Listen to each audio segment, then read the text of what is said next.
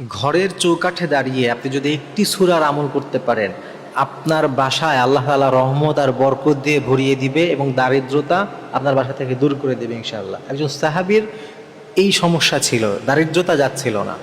দারিদ্রতা না যাওয়ার কারণে একদিন নবীজিকে সে বিষয়টা খুলে বললেন। নবীজি তখন এই দোয়াটি শিখিয়েছেন, এই আমলটি শিখিয়েছেন। অত্যন্ত চমৎকার কার্যকর একটি আমল এবং এত সহজ আমল যে আপনারা সকলেই এই সূরাটি পারেন এবং এই আমলটি করতে পারবেন ইনশাআল্লাহ। বাসায় যখন আমরা ঢুকবো, ঢোকার সাথে সাথে তিনবার কুল হুয়াল্লাহু আহাদ আল্লাহুস সামাদ লাম ইয়ালিদ ওয়া লাম ইউলাদ ওয়া লাম ইয়াকুল লাহু কুফুয়ান আহাদ পড়ব। তিনবার বিসমিল্লাহ সহকারে এটা নিয়মিত আমল করবেন। এই আমলটা ইনশাআল্লাহ তাআলা আপনারাও বাসায় শুরু করে দেন।